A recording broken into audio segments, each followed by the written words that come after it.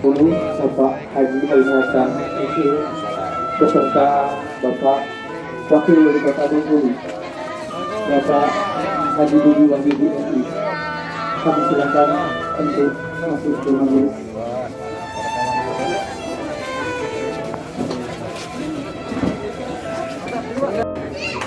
Alhamdulillahirrahmanirrahim. La ilaha illallah Muhammadan Rasulullah. Allahumma shalli ala sayyidina Muhammad. Bapak Haji Ali Hasan SE, kami lakukan dalam silakan kita. Yang terhormat Bapak Wakil Wali Kota Bengkulu Bapak Budi Wahyudi SE, yang terhormat dan kami muliakan Bapak Ustadz Al-Qorum Ustadz Junaidi Hamzah, Saudara Perandes bin Adlan Sono di usia kurang lebih 35 tahun, meninggal di 7 Juni tanggal 2 Juli 2020 dan akan dilaksanakan pada tanggal 3 dan dimakamkan di TPU Padang Bodor.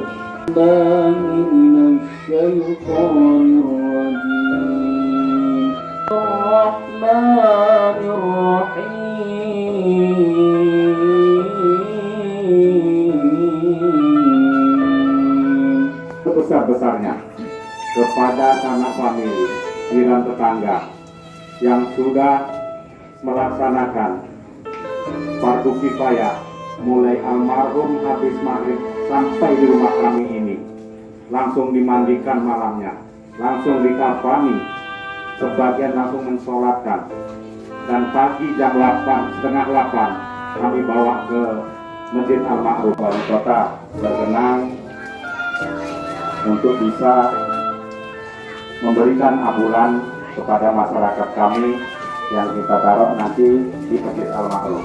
bin Adlan Sono, dan juga yang kami hormati, kita muliakan para imam khatib Bilal Garim, terkhusus guru kita Al-Mukarram Al-Ustadz Junaidi Hamzah, yang semoga Allah Subhanahu wa Ta'ala selalu berikan kesehatan, kekuatan kepada beliau. Amin. Untuk tidak lelah dan letih selalu menyampaikan dan mengajak kepada ketaatan kepada Allah Subhanahu wa Ta'ala tentunya. Juga hadir di tengah-tengah kita guru kita Habib Abdul Rahman Al-Kaf. Juga sama-sama kita doakan semoga Allah selalu berikan kesehatan, kekuatan kepada beliau.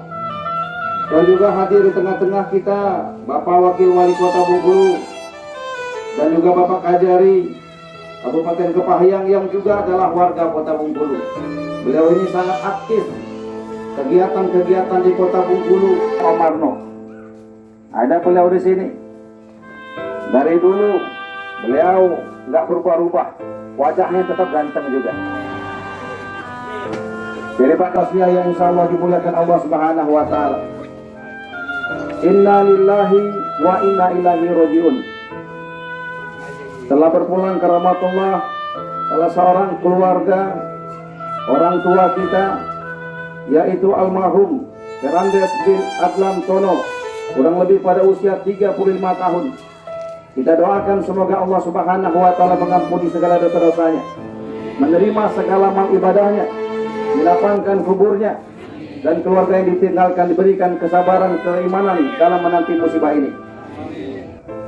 Pemerintah Kota Bengkulu memang telah mengadakan 20 unit ambulan.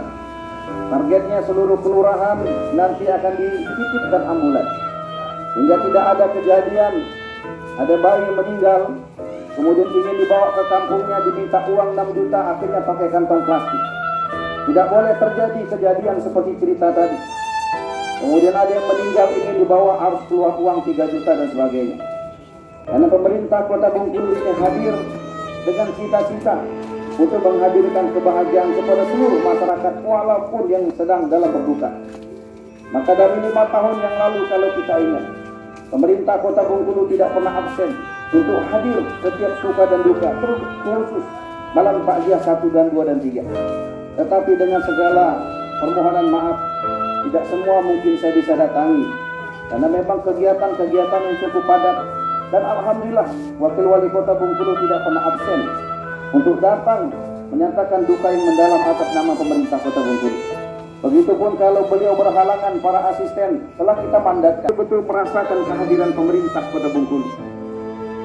Dan kemudian Bapak Ibu sekalian, hari ini kita memiliki 25 ambulan. Maka program itu kita tunda sebentar. Karena memang COVID ketika itu luar biasa beritanya. Saya lihat di medsos menyeramkan sekali. Ada orang terpegang kertas dipegang yang lain mati serempak. Ada kawan lagi bersiul-siul di motor mati ngejut. Wah, saya bilang ini kalah malaikat maut ini. Maka begitu khawatir dan takut ketika itu. Begitu panik kita. Maka kemudian kita refocusing dana 204 miliar. Harusnya balai kota kita bangun di sekitar Masjid Agung At-Taqwa. Dan balai kota sekarang kita jadikan mall pelayanan publik. Tapi itu pun kita batalkan. Dan banyak program-program lain yang kita batalkan, termasuk lampu jalan. Tapi insya Allah di tahun-tahun yang akan datang, karena perencanaannya sudah, tinggal penganggaran dan tinggal jalan lagi. Jadi tidak dari nol. Bapak Ibu sekalian, dan ternyata COVID-19 ini tidak seperti yang kita bayangkan. Yang kita lihat di medsos tidak. Beberapa waktu yang lalu 4 orang dirawat di Rumah Sakit Kota Bengkulu, RSAD Kota Bengkulu. 2 orang dari Muko-Muko dan satunya dari Kabupaten Benteng dirawat di Rumah Sakit Kota Bengkulu.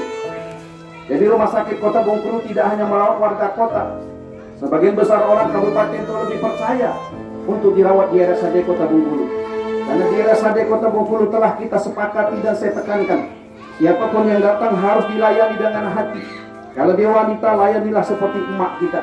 Kalau dia laki-laki, layanilah seperti ayah kita. Maka ketika kita melayani ayah dan emak kita, tentu kita akan melayani dengan sebaik-baiknya.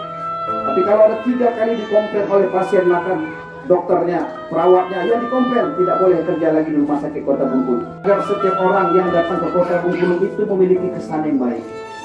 Kalau kita berbuat baik kepada orang, insya Allah kalau toh dia tidak bisa membalas, Allah dia akan membalas. Maka begitu pun yang Kabupaten Muko-Muko. Dan alhamdulillah Bapak sekalian, 4 orang itu selama 30 hari sudah dinyatakan sehat. Artinya orang yang terkena COVID itu tidak harus mati, tidak. Kita sudah membuktikan 4 yang dirawat, 4-4-nya sehat walafiat.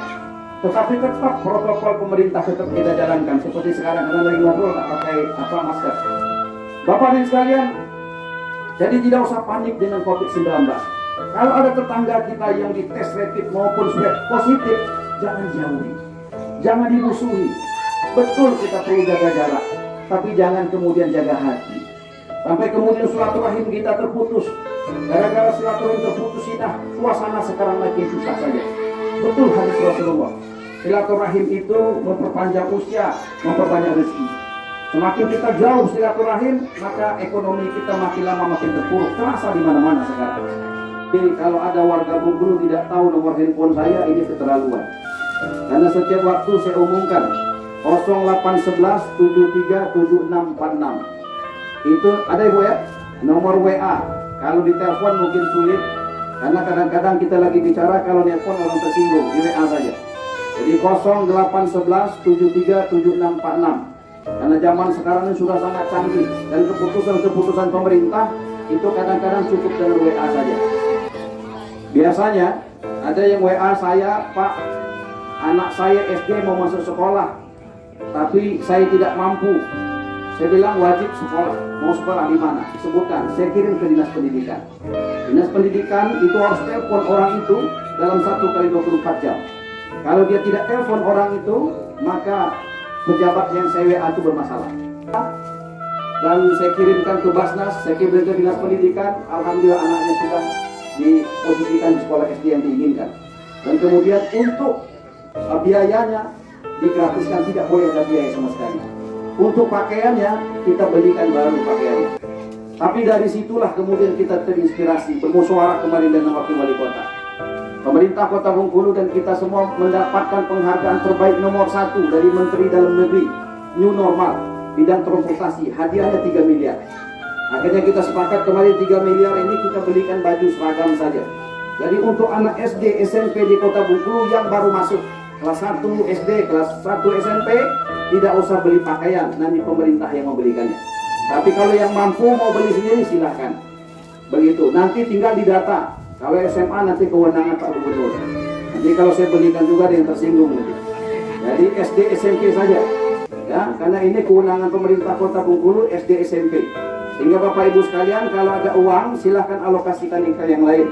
Jadi nanti untuk pakaian seragam kelas 1 SD, kelas 1 SMP insya Allah ya pemerintah akan nanti membantu untuk membelikan sehingga anak-anak kita juga bisa tersenyum. Tetapi yang punya uang cukup silahkan beli sendiri pun tidak jadi masalah. Bapak ibu sekalian, inilah mungkin yang perlu kami sampaikan, dan sekali lagi tolong itu handphone saya berikan, tolong lihat depan belakang kiri kanan. Adakah warga Kota Bengkulu yang membutuhkan bantuan? Seperti tadi disampaikan, kalau butuh ambulan tidak usah positif WA saja. Kalau susah dengan RT, dengan lurah, dengan camat, WA langsung Wali Kota Bengkulu 0811 737646. Insya Allah ambulan akan segera datang. Standby 25 unit ambulan, dan insya Allah nanti akan kita tambah lagi. Sehingga karena semua supir sudah digaji oleh uang rakyat, uang Bapak Ibu sekalian, bukan uang saya. Bensinnya pun sudah dibelikan oleh uang Bapak Ibu sekalian. Jadi tidak perlu bayar. Mengaturkan terima kasih kepada Bapak Wali Kota, Bapak Haji dengan itu.